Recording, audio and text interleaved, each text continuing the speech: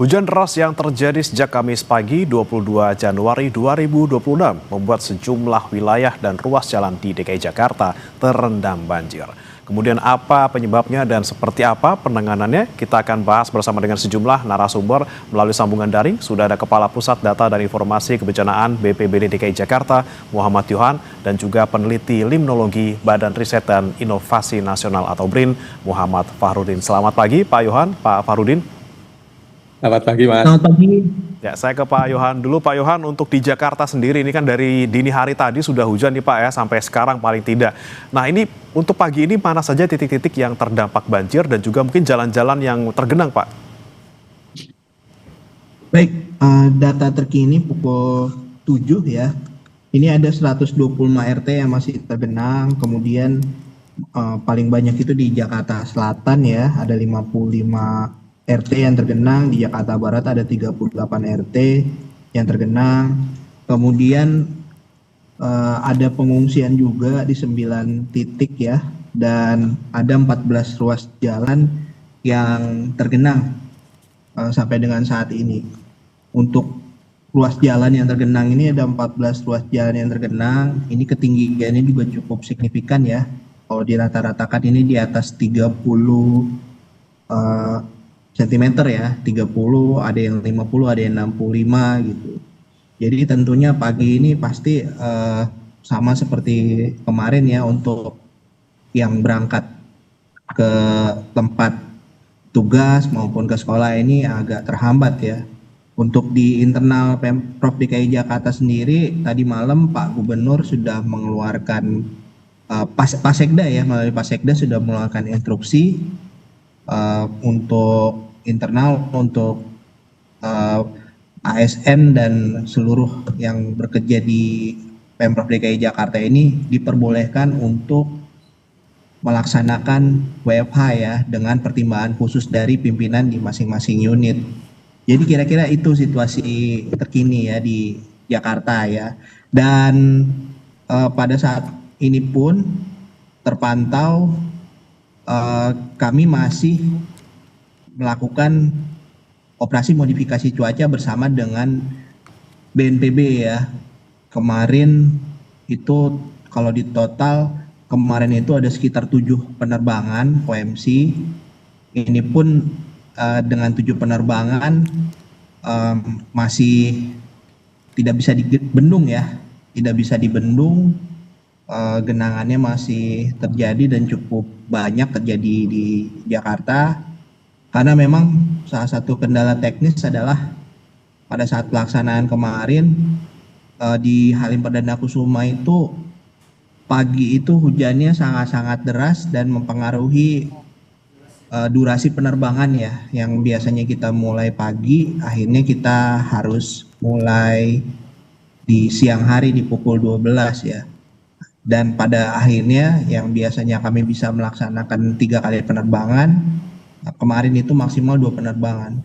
Dan itu pun masih ditambah 5 penerbangan di hari itu juga ya, di malam hari itu ada 3 penerbangan dari BNPB. Dan infonya hari ini BNPB ini akan mengirimkan pesawat tambahan untuk mendukung OMC ya, mengingat prediksi dari BMKG itu masih sampai dengan tanggal 27 Januari.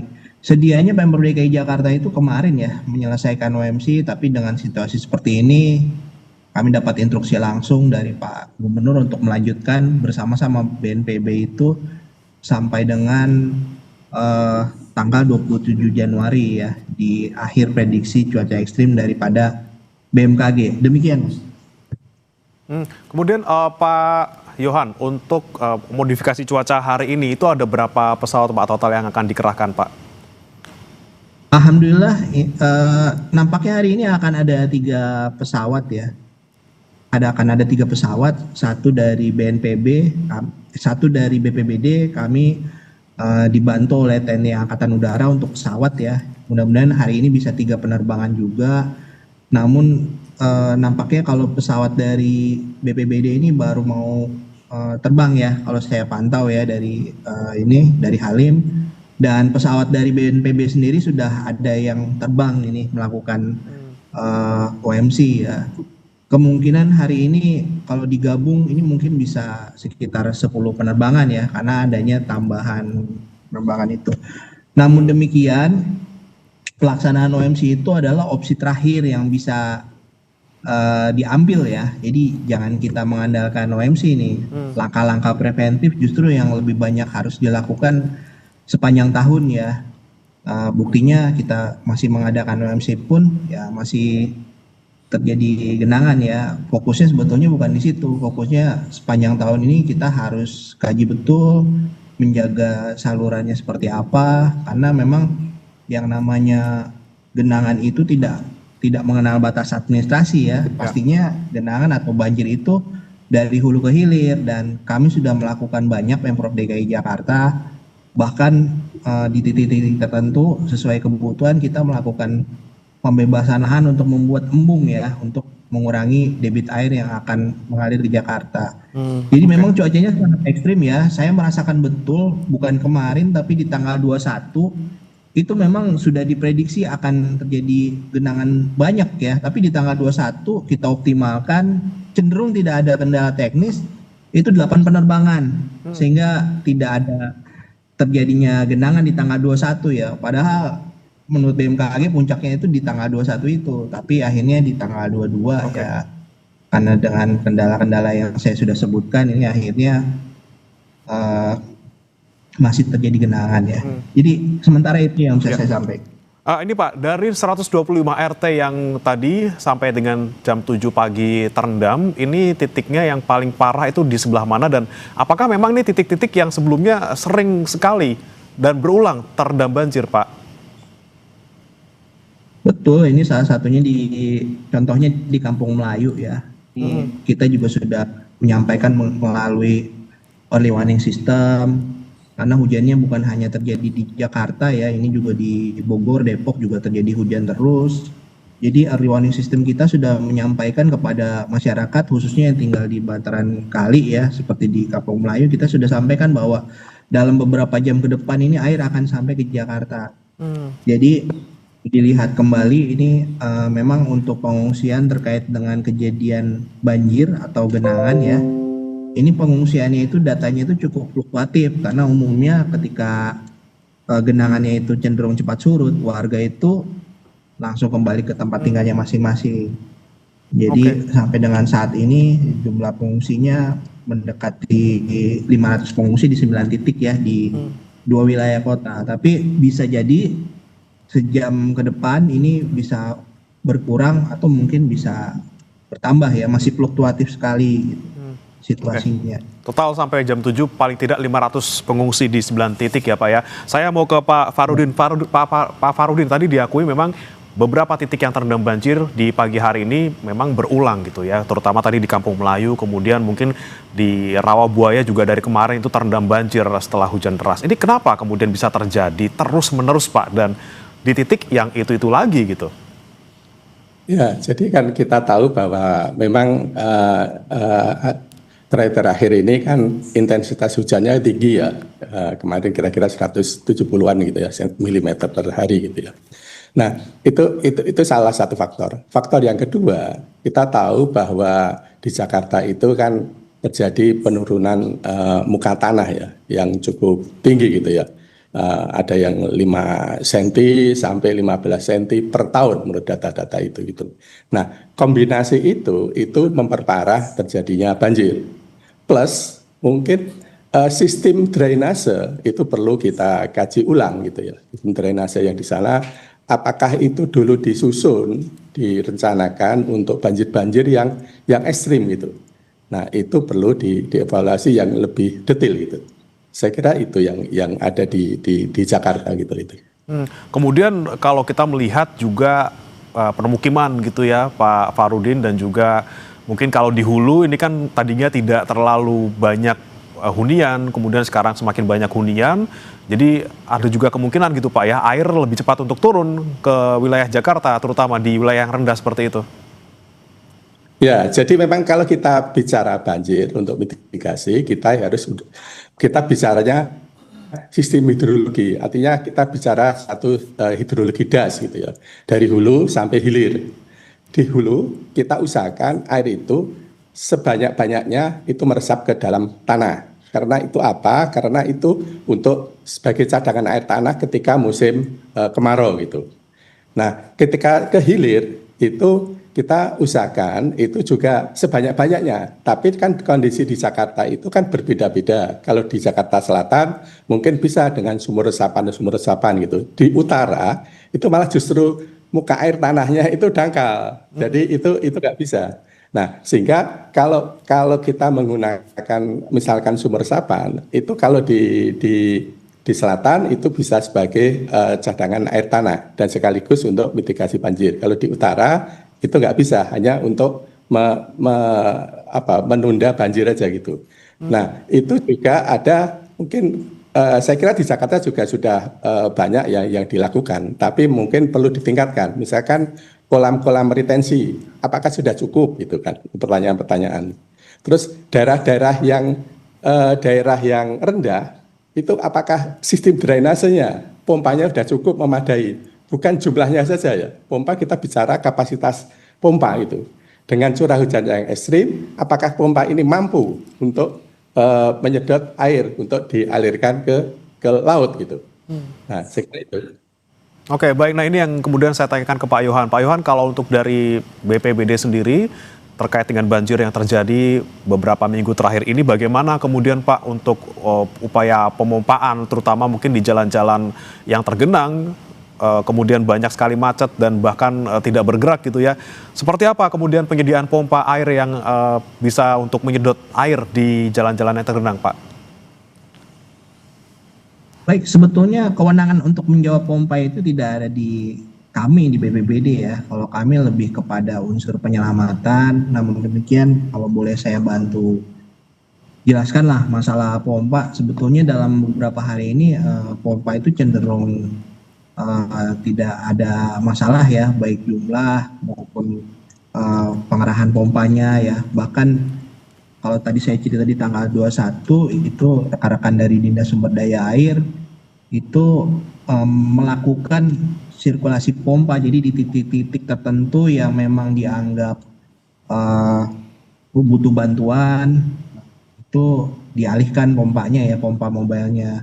Termasuk juga ketika hari Minggu kemarin itu juga ada pengerahan pompa dari Jakarta Pusat ke Jakarta Utara sebanyak 2 unit karena 23 pompa masih dianggap kurang maksimal ya, jadi ditambahkan. Sebetulnya bukan wewenang saya, tapi itu yang saya bisa sampaikan terkait pompa ya.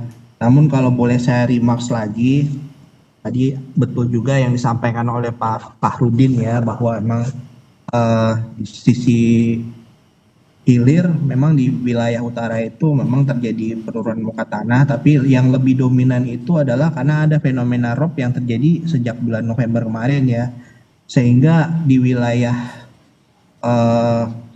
Jakarta Barat dan Jakarta Utara itu cukup banyak yang tergenang ya, dikarenakan memang posisinya air itu masuk ke Teluk Jakarta, itu yang mungkin menjadi salah satu penyebab ya. Sehingga di wilayah tersebut cenderung ini bukan wilayah yang itu saja tergenang, tapi ini wilayah-wilayah kalau dalam pengamatan kami di BPBD ini baru nih. Kenapa nih kok jadi tergenang ya? Ternyata memang ini bersamaan juga dengan adanya fenomena rob. Dan untuk rob sendiri, sebetulnya kami sudah monitor, kami sudah pantau ya dari BPBD sendiri. Bahkan kami sudah standby-kan perahu karet di titik-titik tertentu yang memang sering terkena rob, seperti di Jalan Dermaga Ujung itu di RW 22 itu kita letakkan 1 perahu PE dan 1 perahu karet karena sering terjadi rob, dan akhirnya kita bantu tuh bukan buat evakuasi warga ya, tapi buat mobilisasi warga karena di sana robnya cenderung bisa terjadi pagi, siang, bahkan malam gitu. Jadi kira-kira seperti itu ya untuk penanganan rob, antisipasinya, dan tentunya kita juga sudah mendistribusikan peralatan perlengkapan seperti yang minggu lalu itu kita serahkan ke Wali Kota Jakarta Utara ya, dan ini sudah dibagikan ke kelurahan-kelurahan. Kita sudah membagikan tenda pengungsian, kemudian juga kita juga ada beberapa yang memang mendapatkan perahu karet, dan juga ada yang banyak itu pelampung ya. Jadi kita sudah antisipasi karena memang kita juga sudah indikasikan memang ada beberapa titik yang memang kita anggap titik kritis ya untuk terjadinya bencana hidrometeorologi di beberapa kelurahan ya. Dan untuk di Jakarta sendiri, untuk terkait dengan penanganan, kita mempunyai SK Gubernur terkait lurah sebagai manajer bencana. Apa fungsinya? Ini untuk mempercepat koordinasi. Jadi pada saat terjadi bencana, salah satunya seperti hidrometeorologi yang terjadi sekarang, ini lurah memiliki kewenangan untuk berkoordinasi langsung ke vertikal seperti ke BPBD atau ke Satpol PP atau ke Dinas Sumber Daya Air, ini untuk mengajukan pengerahan bantuan di wilayahnya masing-masing. Seperti hubungi BPBD untuk perahu karet, DSDA untuk pompa gitu.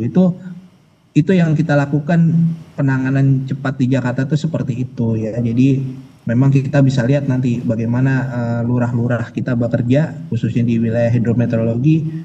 Kalau mereka banyak berkoordinasi dan tiba-tiba banyak dari rekan-rekan dinas yang hadir di sana ya, karena mereka bisa menghubungi kami pada saat kejadian bencana tanpa terhambat dengan birokrasi ya. Jadi kira-kira seperti itu. Tentunya ini yang bisa dilakukan oleh BPBD juga ya Pak ya, berkoordinasi langsung dengan lurah yang mengetahui bagaimana kondisi di lapangan supaya koordinasinya tidak terlalu panjang birokrasinya. Kemudian saya mau ke Pak Farudin lagi. Pak Farudin, tadi disebutkan oleh Pak Yohan juga bahwa masalah yang double gitu dialami oleh warga di Jakarta Utara. Selain banjir, kiriman mungkin dari wilayah yang lebih tinggi, ada juga ancaman rob gitu ya. Ini bagaimana Pak? Kemudian kita muka tanahnya turun, ada kiriman dari atas, mau ngalir ke laut juga susah karena sudah bahkan beberapa lebih rendah dari muka air laut gitu permukiman. Dan apa yang kemudian bisa dilakukan seperti ini Pak? Ya, memang kita tahu ya bahwa di DKI itu kan sekitar 30% itu kan tanahnya itu hanya itu kan di bawah muka air laut gitu ya. Itu perlu disadari dulu itu dan itu menyebar gitu ya. Itu. Nah, terus tadi memang ada ROP gitu ya. ROP itu kan ada pembangunan tanggul itu ya. Tanggul itu salah satu yang mengatasi banjir dari laut, bukan dari darat ya. Itu dari laut gitu itu. Nah, sehingga mau nggak mau itu sistem polder itu harus ditingkatkan di sana itu, dan sistem pompa itu. Dua hal itu yang perlu ditekankan itu. Jadi ada storage, ada kolam retensi sementara, dan itu semuanya masuk ke situ, itu dipompa secepatnya ke laut gitu, ke laut. Nah, sistem pompa ini itu memang harus betul-betul dihitung. Jangan sampai baru mengenang baru dilakukan. Jadi sebelum mengenang itu pompa itu harus sudah kapasitasnya sudah memenuhi gitu loh. Sehingga dengan debit rencana misalkan 100 tahun atau berapa tahun gitu, itu sudah mampu gitu. Nah, seperti ini yang mungkin perlu dilihat secara detail gitu di DKI gitu. Baik. Double gitu ya Pak ya, selain tembok ataupun tanggul juga lagi-lagi pompa, biar air sebelum menggenang bisa dikeluarkan seperti itu. Saya kembali ke Pak Yohan lagi. Pak Yohan, tadi Anda sempat menyebutkan juga bahwa ada masalah gitu di drainase gitu ya Pak ya, yang ada di DKI Jakarta. Dari komunikasi Anda bersama dengan Pemprov DKI Jakarta, bagaimana kondisi drainase yang ada sekarang ini, terutama untuk menghadapi curah hujan yang ekstrim di bulan Januari ini Pak? Baik, jadi selama seminggu ini ketika dievaluasi memang curah hujannya itu sangat tinggi ya, di atas 150. Tadi Pak Farudin menyebutkan kemarin itu 173, tapi sebelumnya itu memang ada sampai menyentuh angka 200 mm per hari ya.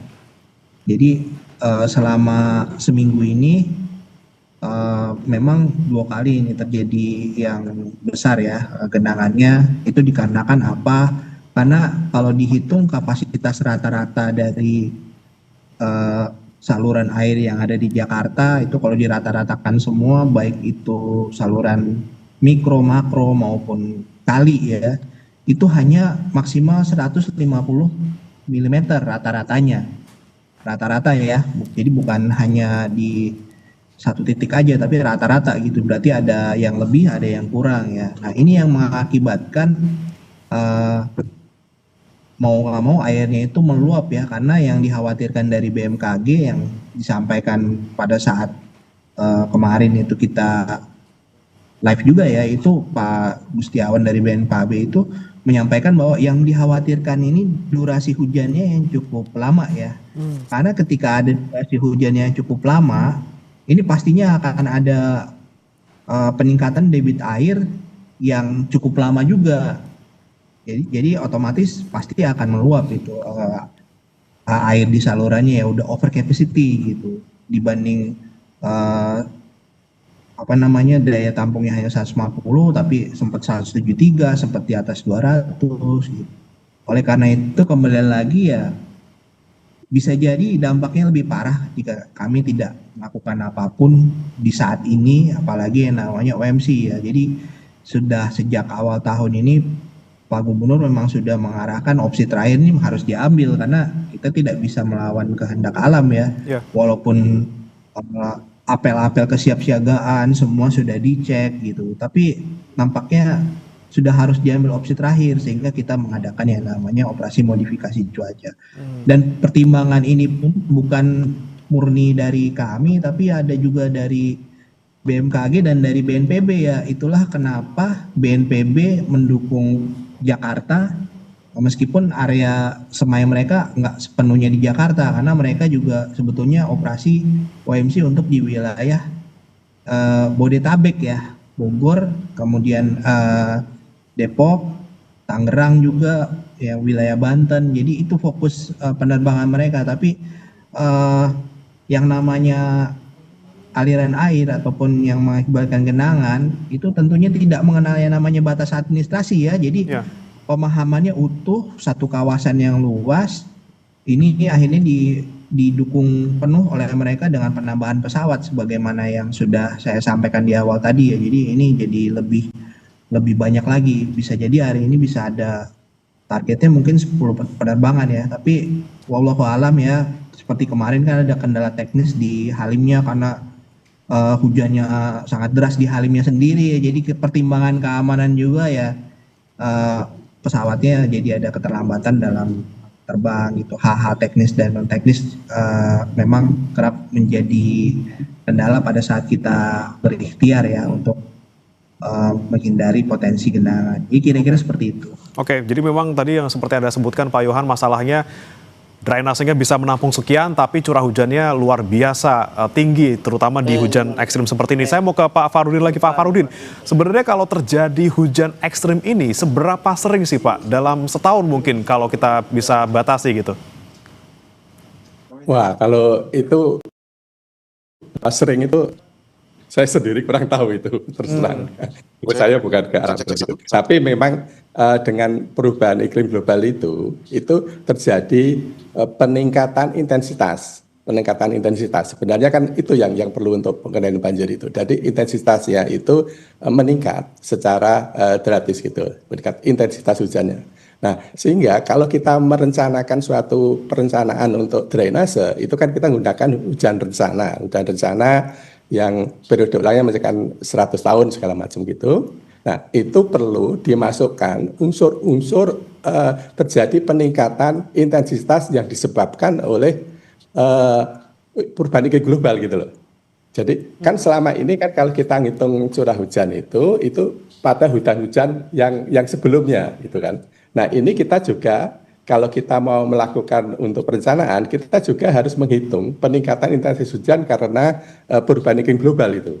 Itu yang perlu penekanannya di sana gitu. Nah, tadi nambahin sedikit Mas, yang tadi yang sebelumnya tadi tanggul itu sebaiknya juga itu tidak satu-satunya ini ya, satu-satunya untuk solusi gitu ya. Tapi perlu juga ada kombinasi dengan tanaman-tanaman yang ada di pinggir laut itu ya. Itu karena itu tanaman itu bisa mereduksi itu dari abrasi dari air laut, juga untuk meningkatkan ekosistem daripada di laut itu sendiri gitu. Ya, sebaik-baiknya tanggul adalah ya itu tadi vegetasi ya Pak ya, secara natural memang sudah disiapkan untuk menahan banjir maupun abrasi. Tapi Pak Farudin, kita bisa lihat sudah banyak yang dilakukan oleh BPBD dan juga Pemprov DKI Jakarta, salah satunya dengan modifikasi cuaca gitu. Dan ternyata memang untuk hari ini belum bisa untuk membendung tingginya curah hujan di wilayah DKI Jakarta. Kalau kita melihat bagaimana potensi hujan ke depan gitu dengan BMKG menyebutkan masih rawan gitu terjadi hujan ekstrim selama beberapa hari ke depan, apalagi sebenarnya yang perlu kita lakukan Pak selain modifikasi cuaca? Ya itu, kita harus secepatnya mengevaluasi seluruh usaha-usaha mitigasi banjir ini dari hulu sampai hilir. Itu cepat-cepat dilakukan evaluasi secara menyeluruh gitu dan detail gitu. Nah itu tadi saya sebutkan di depan tadi, misalkan sistem drainase itu. Sistem drainase itu harus kita lihat secara detail, mikro gitu ya. Misalkan itu kemarin kan di Cawang itu kan, itu mungkin mikronya itu nggak dilihat secara detail sehingga kita terjadi genangan itu loh. Pompa-pompa itu juga dilihat secara detail di dalam mikro-mikro drainase gitu. Oke, drainase lagi-lagi ya. Tapi kemudian saya mau ke Pak Yohan lagi. Pak Yohan, selain drainase tentunya kita juga bisa menyoroti untuk keadaan sungai ataupun kali di Jakarta yang tentunya ini menjadi salah satu yang seharusnya kita andalkan untuk bisa membuang air banjir yang mengalir di wilayah DKI Jakarta. Seperti apa Pak kalau dari koordinasi Anda mungkin bersama dengan Pemprov DKI terkait dengan kondisi kali yang ada di Jakarta saat ini? Baik, mohon izin Mas ya, ini mungkin udah terakhir ya karena saya sudah dipanggil untuk ikut rapat ya. Oke, baik. Jadi kalau koordinasi itu memang sebetulnya sudah dilakukan jauh-jauh hari, bahkan sudah ada yang namanya rapat terbatas menteri ya yang dihadiri langsung oleh Pak Wagub, ada perwakilan dari Bupati Bogor, kemudian ada Kementerian ATR BPR, kemudian juga rapat ini sebetulnya diinisiasi oleh Kementerian Lingkungan Hidup ya. Jadi di awal-awal Januari itu memang sudah diadakan rapat tersebut. Ini membahas berbagai potensi untuk bagaimana menangani banjir dan tanah longsor ya. Salah satunya adalah penyebabnya karena kalau boleh disimpulkan ini perubahan tata ruang yang cukup drastis ya. Nah dari perubahan tata ruang ini tergantung dengan dokumennya RT/RW-nya itu memang dari hasil kemarin itu disarankan karena hadir dari Bappenas juga yaitu disarankan untuk setiap daerah itu memperbaiki RT/RW-nya atau RDTR-nya ya, rencana detail tata ruangnya itu sedang dikaji bagaimana supaya bisa dipercepat terutama di wilayah Jabodetabek Punjur ya. Karena kemarin yang diundang juga memang di sekitaran wilayah itu. Jadi salah satu langkah percepatannya itu kemudian juga terkait dengan koordinasi penyelesaian proyek-proyek infrastruktur terkait untuk penanganan banjir ya. Baik. Ini sudah diarahkan pada saat rapat tersebut untuk dilakukan percepatan gitu ya. Jadi dukungan-dukungan terhadap Jakarta juga sudah cukup Tentunya banyak ya. koordinasi Karena dari BPBD dan juga Pemprov selalu dilakukan untuk bisa banjir diatasi. Kita akan langsung mendengarkan Pak Yohan. Ini pernyataan dari Gubernur DKI Jakarta Pramono Anung. Sekolah yang ada di Jakarta bisa tetap berjalan dengan baik karena memang infrastruktur di Jakarta cukup untuk dilakukan apa yang disebut dengan school from home. Dan saya juga memberikan persetujuan kepada Dinas Tenaga Kerja untuk melakukan yang disebut dengan work from home. Dua-duanya sudah mengeluarkan surat edaran Dinas Tenaga Kerja ini bagi para pekerja, sedangkan untuk Dinas Pendidikan adalah untuk para siswa. Jadi itu yang kami lakukan sampai dengan tanggal 27 mengantisipasi kemungkinan curah hujan yang masih tinggi.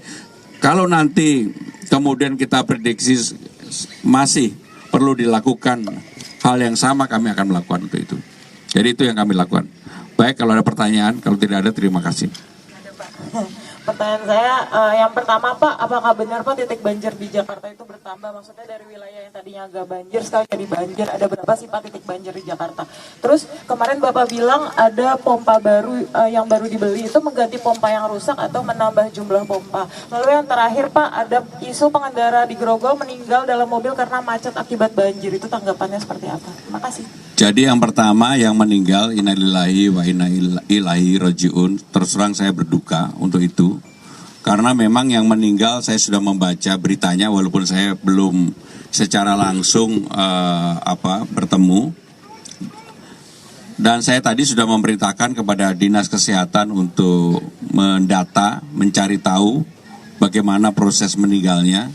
Karena memang sebenarnya dari informasi yang saya peroleh meninggal ketika terjadi kemacetan. Kemacetan juga sebagian karena terjadi banjir. Dan itu sebagai Gubernur Jakarta tentunya kami sangat berduka.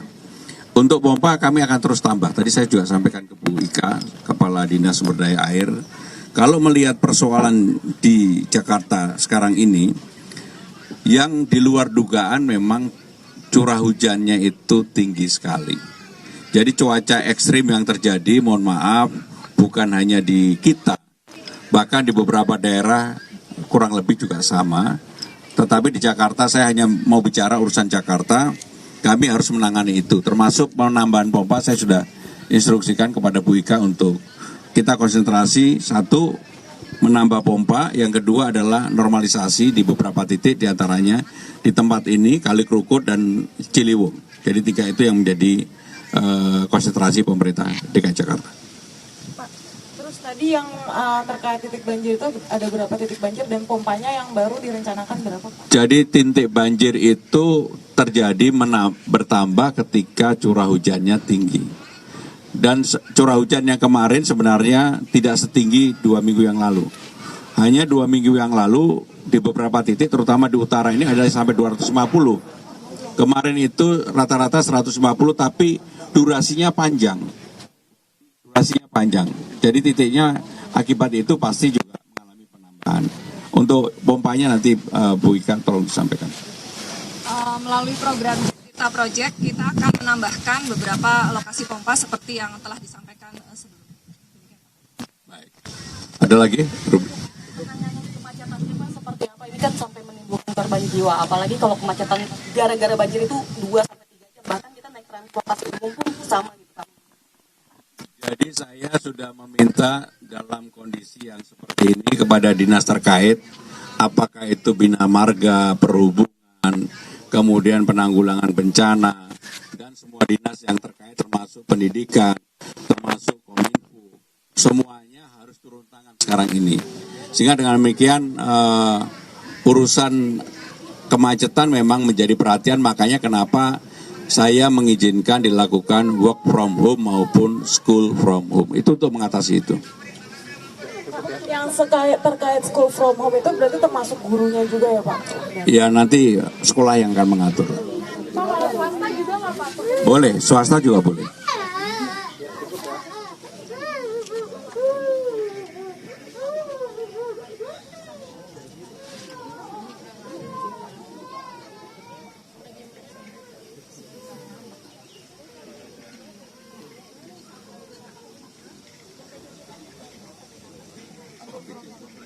Oh, yang untuk school from home maupun work from home yang melihat perkembangan cuaca yang ada. Kalau memang masih katakanlah sampai dengan tanggal 27 masih curah hujan tinggi, ya kita lakukan. Nanti keluar SE baru. Tapi intinya bahwa kami menangani itu. Sedangkan untuk yang satunya apa tadi?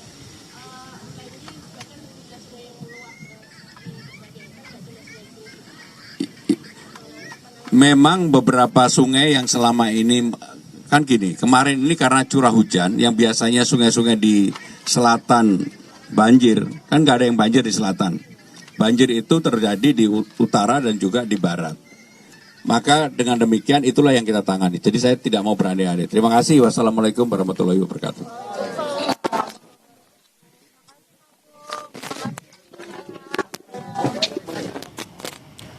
Saudara, baru saja kita simak tadi pernyataan dari Gubernur DKI Jakarta Pramono Anung terkait penanganan banjir di wilayah DKI Jakarta, di mana Pemprov DKI Jakarta memberlakukan work from home untuk ASN di wilayah Pemprov DKI Jakarta dan juga himbauan untuk pembelajaran jarak jauh di sekolah. Dan tadi juga disampaikan bahwa ada solusi yang dilakukan oleh Pemprov DKI Jakarta terkait banjir, yaitu penambahan pompa dan juga upaya normalisasi Kali Kerukut dan juga Kali Ciliwung. Dan saya akan kembali sapa Pak Fahrudin. Semoga Pak Fahrudin tadi yang disampaikan oleh Gubernur DKI Jakarta Pramono Anung ini bisa menjadi solusi juga, dan juga kita harapkan apa yang dilakukan oleh Pemprov DKI maupun BPBD DKI Jakarta juga bisa membuat dampak banjir di Jakarta ini bisa berkurang signifikan. Terima kasih Pak Fahrudin sudah bergabung bersama kami di Sapa Indonesia Pagi. Sebelumnya juga ada Muhammad Yohan, Kepala Pusat Data Informasi Kebencanaan BPBD DKI Jakarta. Selamat pagi Pak Fahrudin.